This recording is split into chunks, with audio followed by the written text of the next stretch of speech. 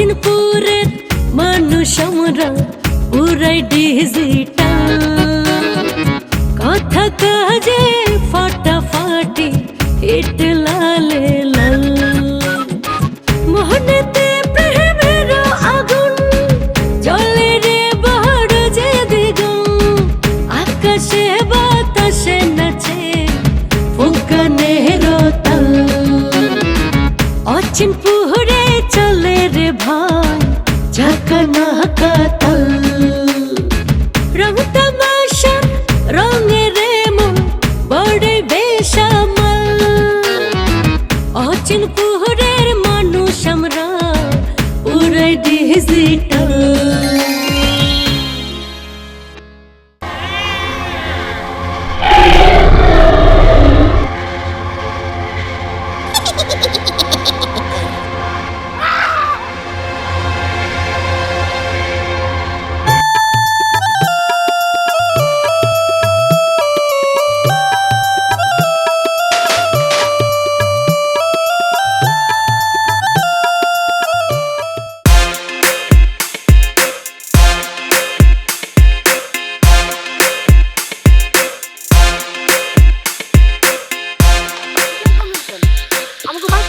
আরে না না, এখন বাড়িতে যাওয়ার মানসিক অবস্থায় নাই আমি। কেটা আমারে খুন করতে এসে বাইরে করা লাগবো না? আর কেটা চাইবো? মঙ্গা আপনার কারণে হ্যাঁ সুবিধা করতে পারে না। আপনার দুনিয়া থেকে সরাইতে পারলে হ্যাঁ বাজারে একচ্ছত্র আধিপত্য করব। বুঝতে পারছি, খবরে মুকুটি পাঠাইছে, আমি শিওর হইতে পারে। এখন তুই বাড়িতে যা, আমি দেখতেছি। আপনার আমি একলা ছাড়ুম না। কথা পারিস না তো, যা।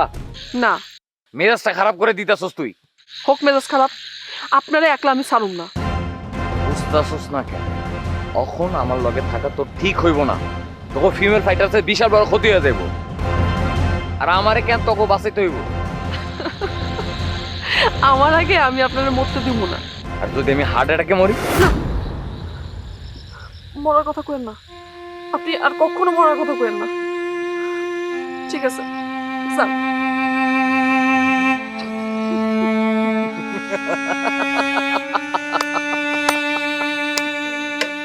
তুই বুঝছস, একটা পাগলি আসস, তোর কপালে অনেক কষ্ট লেখা আছে।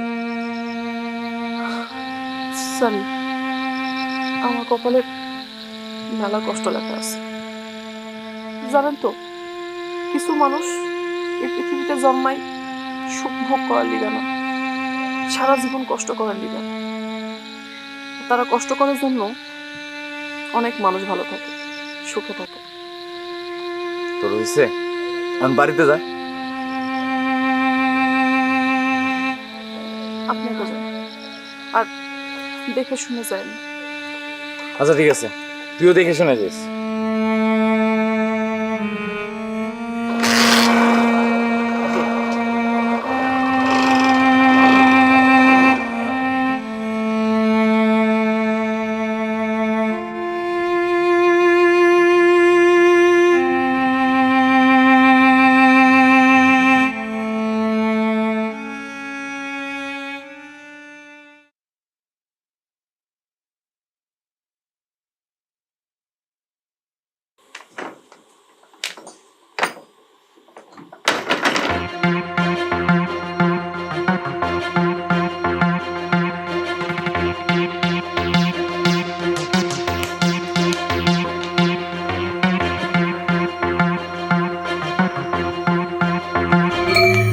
কই যাস? ভাইজানের কাছে যাইতাছি, কইলে তো আবার আব্বা চেতবো। কথা কস না কেন? শমশের কাকার বাড়িতে যাইতেছি। শমশের কাকার বাড়িতে যাবি মানে? ওই বাড়িতে তো কেউ থাকে না। আবার ওই নতুন স্যার আছে না, নতুন স্যারের শালিক ভাই ওই বাড়িতে থাকার ব্যবস্থা করে দিছে, আর ওই লাইলিনা স্যারের খাওয়ার দায়িত্ব নিছে। আমি যাব স্যারের কাছে মাপ চাইতে। আজকে আমরা সবাই মিলা স্যারের দাবরানি দিছি। লাইলি কইছে মাপ চাইয়া স্যারের কাছে ভাও করমনে। আমগো সবাই ওখানে আছে, খালি আমার যাওয়ান লাগবো তাড়াতাড়ি ওখানে। তো রাত করে কেন? রাত করে কিসের বাপ? কালকে দিনে চাইলে হবো না? ঘটনা তো আজকেই ঘটছে আব্বা, তো আজকের মাপ আজকে যাওয়াই ভালো। শুনছো না একটা কথা, গরমের কাম গরমে করা ভালো। তো মসজিদে নিয়ে যা। ইচ্ছা করে নিতাছি না আব্বা, বয়রা মানুষ তো, কোত্থেকে কি শুনবো না শুনবো, পরে দেখা যাবে একটা পেঁচা লাগাই দিছে। ঠিক আছে, তাড়াতাড়ি আসবি। হ খালি যামু আর আসমু, ওই খালি স্যারের কাছে মাপ চামু আর কি, তারপর চলে আসবো। আচ্ছা ঠিক আছে। থানায় গিয়ে আবার বেশি কিছু কও নাই তো? না। আর তোমার কেউ দেখে নাই তো? আরে দেখলি কি হয়েছে, আমি কি ডরাই নাকি কেউ? বুঝতেছো না কেন? কেউ যদি তোমার দেখে ফেলায় তাহলে কিন্তু শালিক ভাই তোমার নানাভাবে উৎপাত করবো।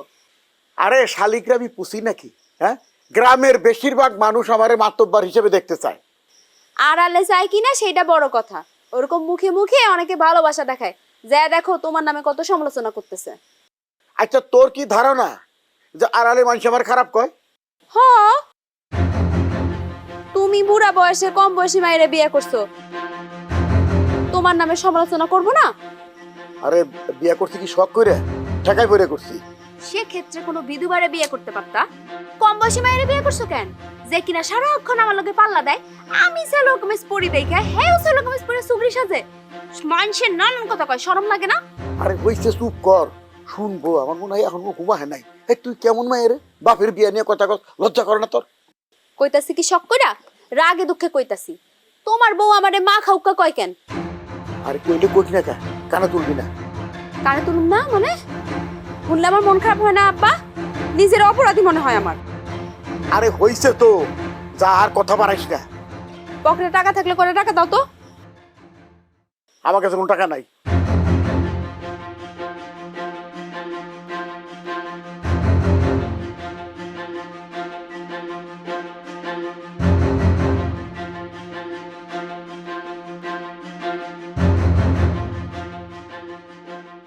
ভূত কিন্তু আছে স্যার, এই যে গাছটা দেখতেছেন না, এই গাছের মধ্যে একটা বড় ভূত আছে।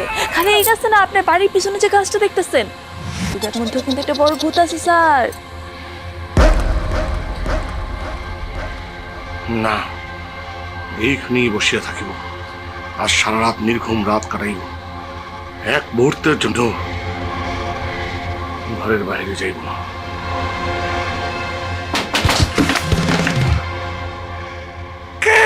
কে? আমি প্রিন্সিপাল আবুল কালাম আজাদ।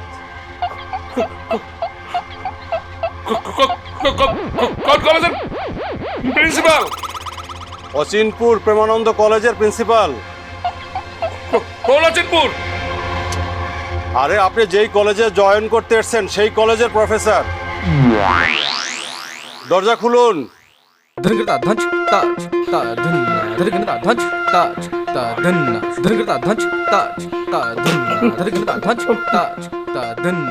স্যার দরজাটা খুলুন।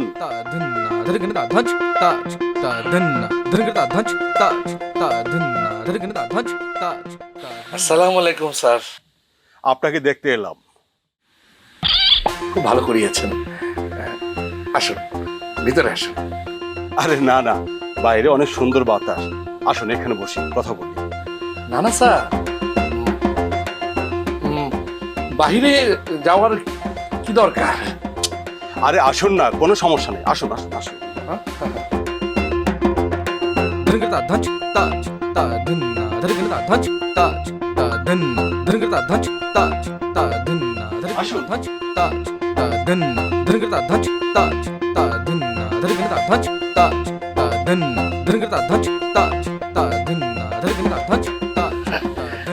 কি ব্যাপার, কোনো সমস্যা? না, কোনো সমস্যা না। দরজা খুলতে এত দেরি করলেন যে? দেরি হয়েছে। আমি আসলে এই উদাম গায়ে আছিলাম, সেই কারণে চিন্তা করিলাম গেঞ্জিটা পরিয়ে আপনার সম্মুখে আসি, তাই গেঞ্জিটা পরিতে দেরি হইয়া গেল। তারপরে আসলে ভাবিলাম যে লুঙ্গি পরিয়ে আপনার সামনে আসিব কি আসিব না সেটা নিয়ে একটা দ্বিধার ভিতরে পড়িয়ে গিয়েছিলাম। আর কোনো সমস্যা নেই, লুঙ্গি তো গ্রামেরই পোশাক, আর এটা তো গ্রামে। না না, সবই ঠিক বলিয়াছেন। আসলে হয়েছে কি, আমি তো ওইভাবে লুঙ্গি পরিতে পারি না, হ্যাঁ, তাই আর কি লুঙ্গিটা গিট্টু দিয়ে রাখি। আর তারপরে যদি কাজ না হয় সেই কারণে আমি চিন্তা করিয়াছি একটা বেল্ট লাগাই রাখি, তাই বেল্টটা পরিতে দেরি হয়ে গেল। কোনো সমস্যা নেই, আপনাকে আমি লুঙ্গি পরা শিখিয়ে দিব। ও, যা বলতে এসেছিলাম, এই বাড়িটার কথাই আমি খন্দকার সাহেবকে বলেছিলাম। বাড়িটা অবশ্য অনেকদিন ধরে পড়ে আছে, আপনি থাকলে বাড়িটার যত্ন হবে। অবশ্য এমনিতেও যত্ন নেওয়া হয়, না না, ঠিকই বলিয়েছেন, বাড়িটা তো খুবই সুন্দর রহিয়াছে। শুনেছি এই বাড়িতে নাকি একটা ভূত রহিয়াছে। কে বলেছে? না না, কেউ না, আমি বিশ্বাসই করিনি। আসলে ভূত বলে কিছু রহিয়েছে নাকি? ভূত বলে কিছু আছে।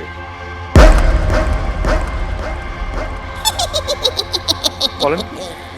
হ্যাঁ, তাহলে আমার জীবনের একটা গল্প আপনাকে বলি। তখন আমি ক্লাস 6-এ পড়ি। স্যার, বলেছিলাম কি এই ধরনের ভূত প্রেতের গল্প বলিয়া কি লাভ? আপনি ভয় পাচ্ছেন না? না, আমি ভয় পাবো কিসের জন্য? যে জিনিসের কোনো অস্তিত্বই নেই সেই জিনিস নিয়ে শুধু শুধু সময় নষ্ট করিয়া আমরা কেন সময়কে দীর্ঘায়িত করি? তার চাইতে বরং আমরা আমাদের কলেজ বিষয়ক কোনো আলোচনা আমরা এখন করিতে পারি। যেমন এই কলেজ সম্পর্কে নানান টাইপের লোক নানান ধরনের ধারণা আমাকে দিয়ে আমাকে বিভ্রান্ত করার চেষ্টা করতেছে। যেমন যেমন যেমন এই কলেজ কোনো পড়াশোনাই হয় না, সবাই শুধু প্রেম করিয়ে বেড়ায়। আসলে হয়েছে কি, এই কলেজের নামটার কারণেই সবাই এমন ধারণা করে। প্রেমানন্দ নামে একজন হিন্দু ভদ্রলোক ছিলেন, জমিদার ছিলেন। উনি এই কলেজটা প্রতিষ্ঠা করেছিলেন। অবশ্য ততদিনে পূর্ববঙ্গে ওনাদের জমিদারি শেষ। তারপর উনি চেয়েছিলেন যে ওনার নিজ গ্রামে একটি কলেজ প্রতিষ্ঠা করতে, কিন্তু উনি পারেননি। মৃত্যু ওনার স্বপ্নকে কেড়ে নিয়েছে। পরবর্তীতে অবশ্য ওনার ছেলে দেবানন্দ, সে তার বাবার স্বপ্নকে পূরণ করার জন্য এই কলেজটি নির্মাণ করেছেন, আর তার বাবার সঙ্গে নাম মিলিয়ে রেখেছেন প্রেমানন্দ কলেজ। অবশ্য অনেকে এই কলেজের নাম বদলানোর চেষ্টা করেছেন, আবার এর বিরোধিতাও করেছেন। শেষ পর্যন্ত নামটার পরিবর্তন করা হয়নি। নাম তো কখনোই কোনো ফ্যাক্টর হইয়া দাঁড়ায় না। ঠিক বলেছেন, একদম ঠিক। আচ্ছা, আজ তাহলে আমি উঠি। ও ভালো কথা, এই জয়েনিং লেটারটা রেডি করেছেন তো? করিয়াছি। ঠিক আছে, কালকে দেখব। আজ তাহলে আসি।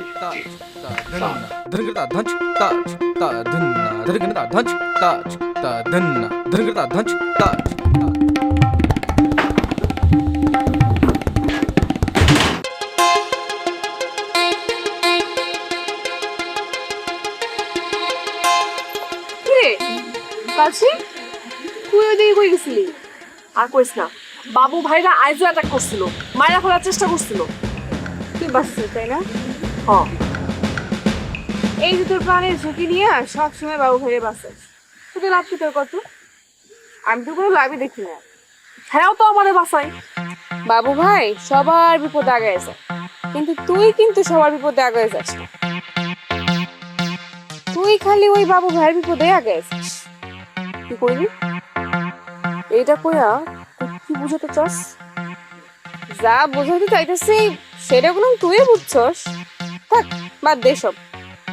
তুই পরে বললাম তুই কষ্ট পাবি। তুই খালি খালি এটা নিয়ে কথা কইতেছিস নাজমা। ঠিক আছে, তুই রাগ করলে আর কমু না। আমি রাগ করি নাই। তুই আমার একটা কথা ক, সব কাম কি মানুষের লাভের কথা ভেবে করে? মানুষ তো কিছু কাম নিঃস্বার্থ ভাবেও করে নাকি? নিঃস্বার্থ ভাবে কাম করে ঠিক আছে, কিন্তু নিঃস্বার্থ ভাবে কাম করে বোকারা, বুঝছস? আর বুদ্ধিমানরা স্বার্থ ছাড়া কোনো কামই করে না। এই যে তুই স্বার্থ ছাড়া বাবু ভাই লাগে নিজের জীবনের ঝুঁকি নিতেছস, এটা বাবু ভাই কি একবারও ফিল করে? করে না, তোদের কেটা কইলো? করলে সারাক্ষণ লাইলি লাইলি করতো না। দেখ নাজমা, পৃথিবীতে মানুষ শুধু মানুষের বিয়ে করার জন্য পছন্দ করে না, ভালোবাসে না। মানুষের মনের মধ্যে আবেগ বলে একটা জিনিস থাকে, যেটা কোনো কিছুর সাথে তুলনা হয় না রে। বুঝছি, তোর এইসব কথা কয়ে কোনো লাভ নেই, তুই যা। শোন, সাদেক ভাইরে ঘুরে আসবে। আমি নিজের অত সস্তা করতে চাই। ভাত তো ঠিকই খাওয়াইতেছো, জানছিস তুই? জানুম না কে, এত ভাব মারিস না। তরে আমি যেটা কইতাছি সেই মতো কাম কর। দেখ নাজমা, সাদেক ভাই কিন্তু তোর মন থেকে খুব ভালোবাসে। তার ভালোবাসাটা বোঝার চেষ্টা কর। হয়েছে, বাদ দে তো, খালি খালি আজের বিষয় নিয়ে কথা হইতেছে। শুরুটা তো তুই করলি, শুধু শুধু বাবু ভাইরা নিয়ে কথা উঠাইলি। তুই খুব ভালো করে জানিস আমার বাবু ভাইরা ভালো লাগে। না পাইলাম, সমস্যা কি? একটা স্বপ্ন না হয় সারা জীবন মনের মধ্যে রাখলাম, এটা নিয়েই বাঁচলাম। সরি রে কালসি, আমি না কখনো এমন করে ভাবিই নাই। দেখোস না বাবু ভাই সবসময় তোর ব্যাপারে কেমন একটা উদাসীন, এটা দেখলে আমার কি খারাপ লাগে না ক? সেই জন্য তো কইছি। আচ্ছা ঠিক আছে, যা, আর কমো না। ঠিক আছে, তুই কিছু মনে করিস না। আরে না, ভুল কিছু করিস না। আচ্ছা তুই কই যেতেছস? এমনি ভালো লাগতেছে না, সেই জন্য একটু বাইরে হইলাম ঘুরতে। চিন্তা করলাম একটু যাই, চাঁদনি লাইলে ওগুলোকে দেখা করে আসি। একা একা যাস না, আমার নিয়ে চল, আমিও যাবো। যাবি? হ চল চল।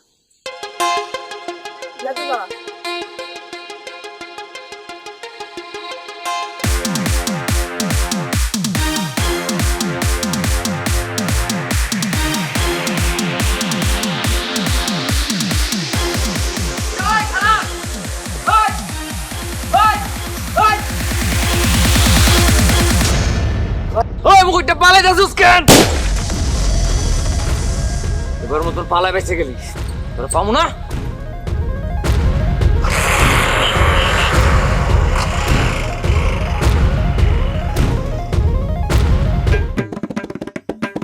মেলাই মেলাই, একটা খারাপ খবর আছে। খারাপ খবর থাকলে কোস না, মনটা ভালো আছে। খারাপ খবর শুই না মনটারে খারাপ করতে চাই না। খবরটা তো খারাপই, কিন্তু নিজের স্বার্থে শোনা লাগবে। ঠিক আছে ক। দানেশ পরামানিক থানায় গেছিল। কেন? বিস্তারিত জানতে পারি নাই মিয়া ভাই, যে মুকুট তার থানা থেকে বেরোতে দেখেছে। বিস্তারিত না যাই না আমার কাছে কইতে এলি কিসের জন্য? জানোস না আমি অর্ধেক কথা পছন্দ করি না। আপনি তো আকাল মানকে নিয়ে ইশারাই কাফি। হিন্দি মারাস না, মানে ক। বুদ্ধিমানের জন্য ইশারাই যথেষ্ট। 10-এর 10 পাইছ। মানে না কইতে পারলে আসিলা বাম্বু ঢুকায়া দিতাম। সে আমি জানি। আর কি কাজে দানেশ পরামানিক থানায় গেছিল নিশ্চয়ই আপনি বুঝতে পারছেন। গান বাজনার ব্যাপারে। বন্ধ করে দে। আর কি করছেন? ফকির বাউল সাথে চলে আইছে। টাকা দিয়ে বিদায় করে দে। যা ক আমার শরীরটা খারাপ, পরে আসরের ডেট জানানো হবে। আবার না খাওয়া ছাড়িস না, খাওয়ায়া দিস। আর রাইতে যদি বাড়ি যাইতে সমস্যা হয় কোষ যেন থাইকা যায়। ঠিক আছে মিয়া ভাই, আপনি মিজান দারোগার একবার ফোন দিয়ে একটু ঘটনাটা জানেন না? কথাটা বুঝা কইলি না বুঝা কইলি? মিজান দারোগা কইব আমারে, সেটা দানেশ পরামানিক যাই না যাইব। আমি এসব জানাজানির মধ্যে নাই। আমার মনে হয় একবার জানানো দরকার মিয়া ভাই, কারণ মিজান দারোগারে যদি জানান তাহলে সেটা মানসিক চাপে পড়ে যাবে। মিয়া ভাই, কাউরে খুন করার চাইতে তাহলে মানসিক চাপে রাখা ভালো। পরে টুক কইলি না কা? মানসিক চাপ দেওয়া মানুষ খুনির চেয়েও ভয়ঙ্কর। মানসিক চাপ কোনো ভদ্রলোকে দেয় না, যাকে বাপের ঠিক নাই তারা দেয়।